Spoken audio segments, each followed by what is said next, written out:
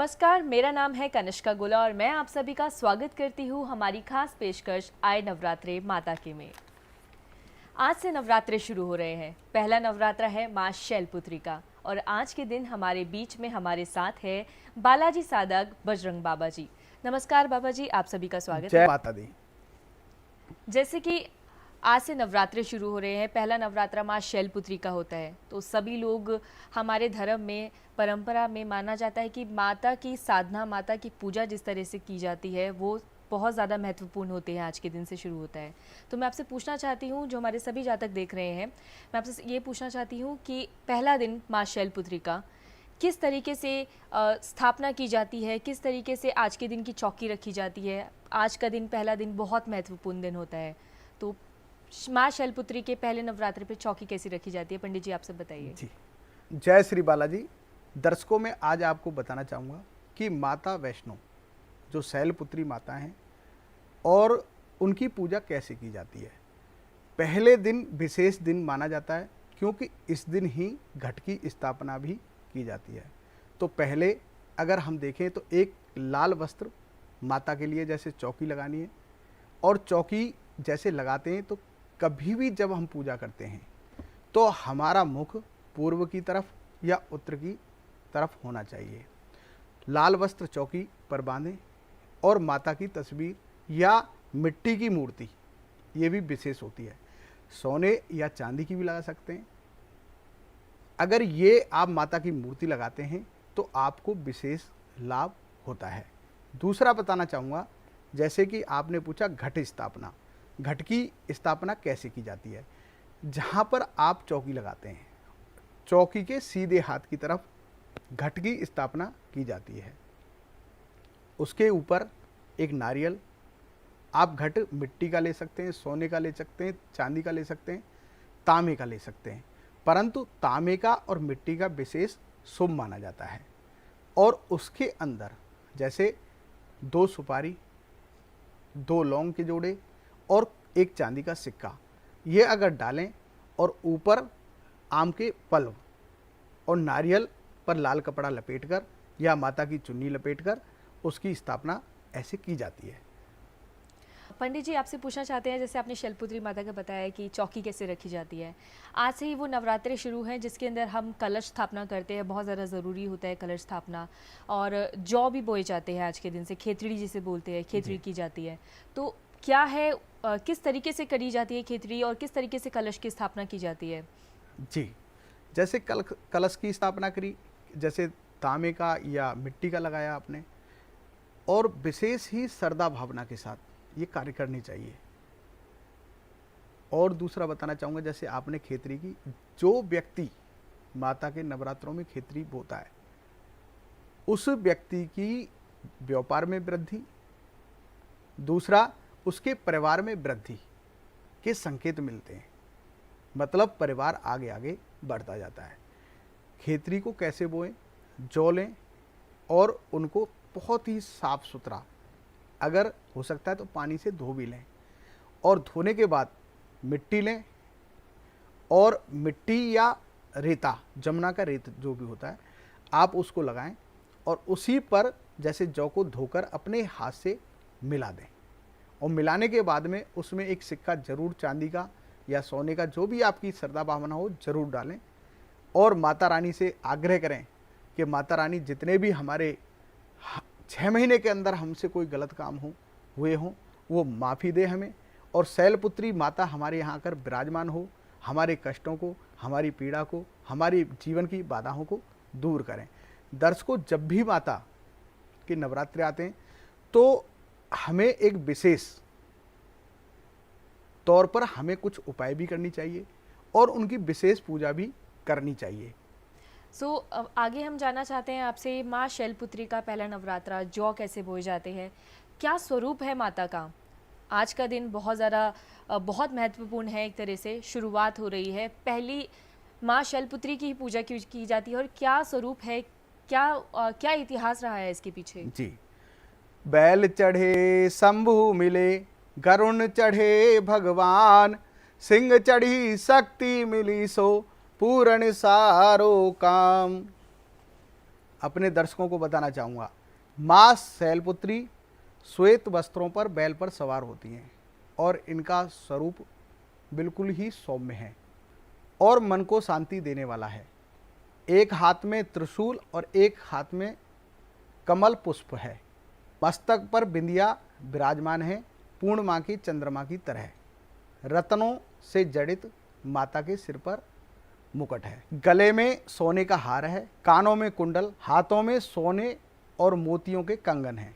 पैरों में माता के स्वर्ण जड़ित पायल हैं।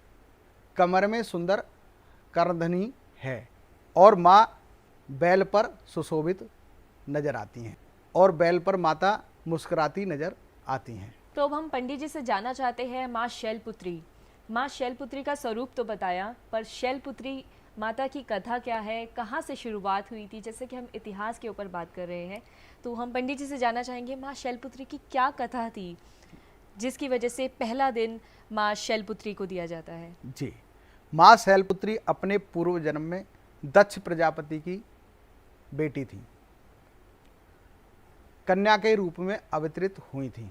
माँ का नाम सती था और भोलेनाथ की अर्धांगिनी बनी थी। प्रजापति द्वारा यज्ञ में जब सती ने अपना शरीर त्यागा था, भोलेनाथ के अपमान के कारण उन्होंने अपने आप को अग्नि कुंड में भस्म कर लिया था और भगवान शंकर इस वियोग के कारण तपस्या में लीन हो गए, जिससे कि संपूर्ण देवताओं में हलचल पैदा हो गई। सृष्टि का संचालन बंद हो गया और असुरों ने स्वर्ग पर चढ़ाई शुरू कर दी। फिर देवी माता की सभी देवताओं ने स्तुति की। आदि शक्ति ने फिर पुनः हिम नरेश के यहाँ पर हिमालय पर्वत भी कह सकते हैं, उनके जो शैलपुत्री जी के पिताजी थे उनका नाम था हिमालय पर्वत, तो उनका नाम हिमवान भी कहते हैं। हिमवान के यहाँ जन्म लिया तो माता का नाम शैलपुत्री पड़ा। ये पर्वतराज की पुत्री होने के कारण ये वनस्पति की भी कारक देवी मानी जाती हैं। औषधि, वनस्पति और प्रकृति की देवी मानी जाती हैं। ये प्रथम दुर्गा इसलिए कहलाई, ये आरोग्य की देवी हैं। पहला सुख निरोगी काया, तो इन देवी के अंदर ऐसी शक्ति है कि व्यक्ति के अंदर कोई भी रोग हो, किसी भी प्रकार का असाध्य रोग हो, जो व्यक्ति इनकी पूजा अर्चना, इनकी भक्ति करेगा तो उस व्यक्ति के कोई भी रोग नहीं रहेगा। तो ये थी हमारी माता शैलपुत्री की कथा, और किस तरीके से माँ शैलपुत्री को पहला दिन नवरात्रि के लिए दिया जाता है, किस तरह से हम पहले दिन माँ शैलपुत्री की पूजा आराधना करते हैं। अब पंडित जी से हम जानना चाहेंगे कि क्या सही वक्त है, क्या सही समय है जिस समय पे माता शैलपुत्री की पूजा आराधना की जाए, जिससे माँ की कृपा हम सब पे बनी रहे। पंडित जी अपने दर्शकों को बताना चाहूँगा, वैसे तो सूर्य उदय के बाद ही पूजा प्रारंभ हो जाती है, परंतु विशेष 7:25 के बाद में अगर आप घट की स्थापना करते हैं, माता की चौकी लगाते हैं, तो बहुत ही आपके जीवन में शुभ समय होगा। दूसरा बताना चाहूँगा, बहुत से व्यक्ति हैं कि 12 बजा देते हैं, 1 बजा देते हैं कि जी आज तो पूरे दिन में कभी भी नवरात्रि की चौकी लगा सकते हैं। तो दर्शकों में मेरा कहना है कि ये गलत होता है। जो सुबह का कार्य होता है 7:15 का जो समय हमने दिया है, ये बहुत ही शुभ है, परंतु ज़्यादा आप 9 बजे तक इस कार्य को कर लें। कई बार बहुत से भक्त हैं 11 बजा लेते हैं, 12 बजा लेते हैं, 1 बजा लेते हैं, वो माता के लिए शुभ समय नहीं माना जाता।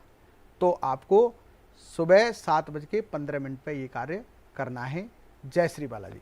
तो अब हम पंडित जी से ज़रूर ये जानना चाहेंगे, क्योंकि हमारे सभी जातक जो देख रहे हैं, पंडित जी हर जगह यहाँ पे हमारे 12 राशियाँ हैं और ग्रहों का ग्रह चाल बहुत ज़्यादा ज़रूरी है, बहुत महत्वपूर्ण है हम सभी की ज़िंदगी के अंदर। तो मैं आपसे पूछना चाहूँगी कि जैसे 12 राशियाँ हैं, 12 राशियों पे क्या प्रभाव है नवरात्रों का, और हर राशि के जातकों को किस तरीके से पूजा अर्चना करनी चाहिए जिससे माता प्रसन्न हो और उन पे अपनी कृपा बरसाए? जी, पहले दर्शकों, मेष राशि वालों के लिए एक लाल पुष्प, पहले दिन की पूजा माँ शैलपुत्री के लिए लाल पुष्प और एक अनार, ये चढ़ाकर माता को अपने कार्य सिद्धि के लिए जा सकते हैं। किसी भी विशेष कार्य के लिए आपको लाभ होगा। जय माता दी। हमारे दूसरे जातक जो हैं, दूसरे राशि के जातक, वृषभ राशि के लिए क्या पंडित जी क्या पूजा करनी चाहिए, किस तरीके से क्या विधि विधान है वृषभ जी, राशि के जातकों के लिए? बताना चाहूँगा, वृष राशि वाले वैसे ही बहुत ही अच्छे स्वभाव वाले होते हैं, परंतु कई बार ये बहुत ही चिड़चिड़े बन जाते हैं। छोटी सी बात पर बहुत ज़्यादा इनको गुस्सा आ जाता है। इसके लिए इनको क्या करना चाहिए, उस दिन माता के लिए जैसे खीर, पहले नवरात्रि के दिन खीर का भोग लगाएं। जैसे मेवा की खीर बना सकते हैं आप अपने घर के अंदर, और या साबूदाने की खीर बनाकर माता को भोग लगाएं और थोड़ा सा प्रसाद ग्रहण करके अपने कार्य के लिए चले जाएं। आपका कार्य सफल होगा। जय माता दी। अब बारी है हमारे तीसरे जातक के लिए, तीसरे राशि के जातक के लिए जो है मिथुन राशि। पंडित जी आपसे जानना चाहेंगे, तीसरे जो जातक है मिथुन राशि के जातक, क्या स्वभाव है, किस तरीके से पूजा का विधान है और क्या विधि विधान से पूजा करनी चाहिए ताकि माता की संपन्नता बनी रहे? जी, मनी माइंडेड होते हैं, पहली बात। दूसरा, वो बात वही करते हैं जो उनके काम की होती है, परंतु यहाँ श्रद्धा भावना की बात है। तो माता के लिए आज कुछ नहीं तो हरी इलायची और कुछ मेवा माता को चढ़ाएं और फिर प्रसाद बांटें कन्याओं को और अपने घर से निकल जाएं कार्य के लिए। सब शुभ होगा। जय माता दी। कर्क राशि के जातकों के लिए कर्क राशि का क्या विधि विधान है और किस तरीके से पूजा करनी चाहिए? जी, कर्क राशि वाले विशेषकर बहुत ही सौम्य प्रवृत्ति के होते हैं। ये किसी की बातों में भी आ जाते हैं, और कोई बात अगर परेशानी वाली इनके सामने आती है बहुत जल्दी से रोने भी लग जाते हैं, क्योंकि चंद्रमा इनका कारक होता है और चंद्रमा ऐसा सौम्य ग्रह है कि वो किसी का दुख नहीं देख सकते। इनको क्या करना चाहिए विशेष, दूध की बनी हुई मिठाइयाँ माता पर प्रसाद चढ़ाएं और चढ़ाने के बाद छोटी छोटी कन्याओं को बांटें। बांटने के बाद अपने घर से निकल जाएं। जय माता दी। पंडित जी अगली राशि है हमारी सिंह राशि। सिंह राशि के जातकों के लिए क्या है विधि विधान, क्या पूजा का सही समय है?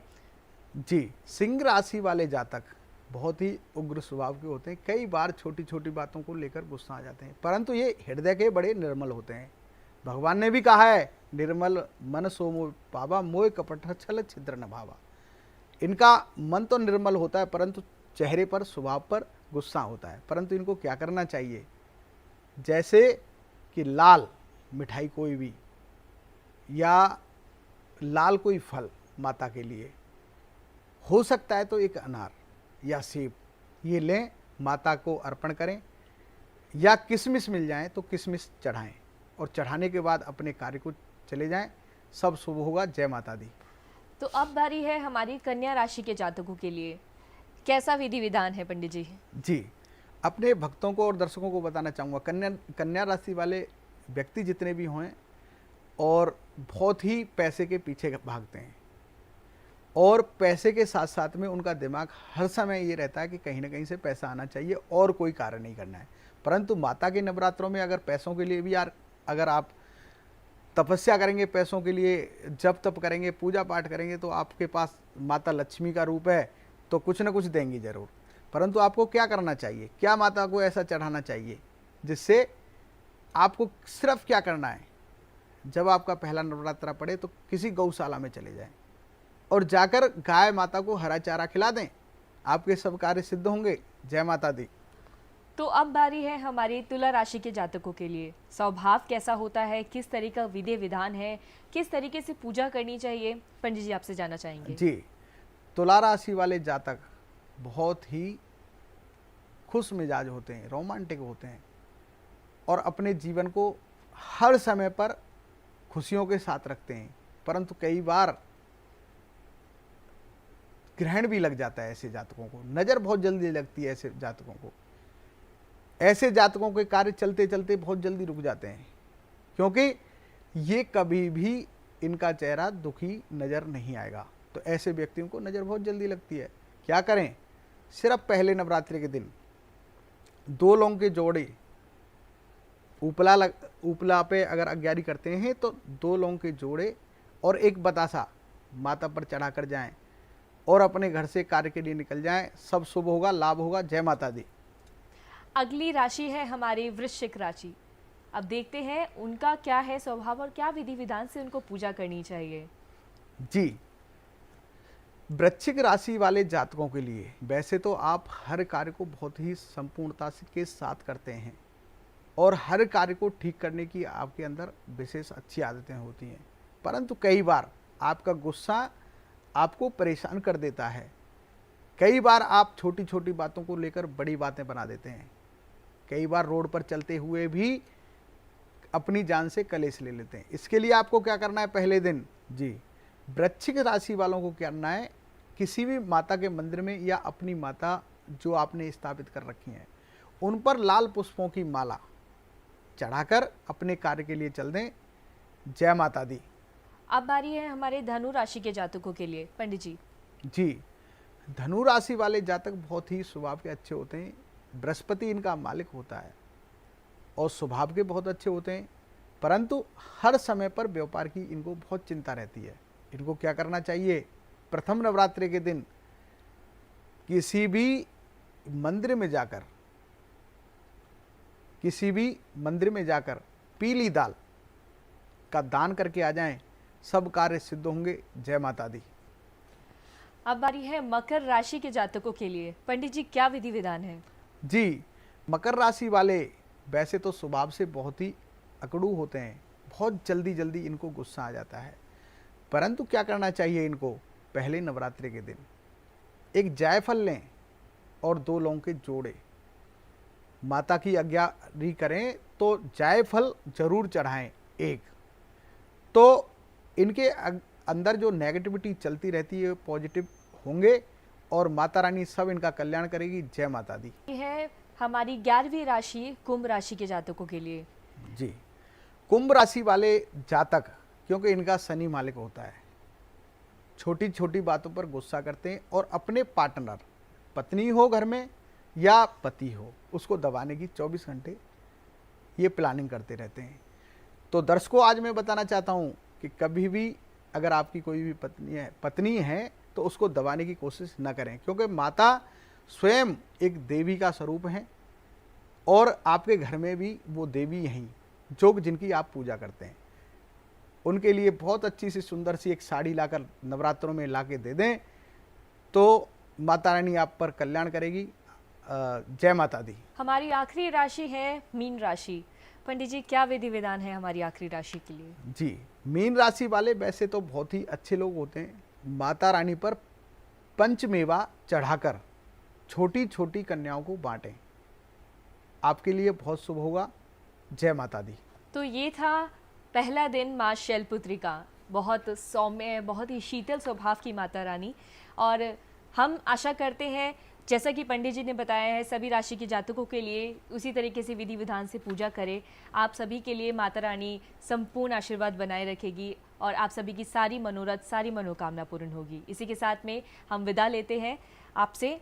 धन्यवाद पंडित जी, आपका भी। जय माता दी। जय माता दी। इसी के साथ हमें आज्ञा दीजिए, फिर मिलते हैं।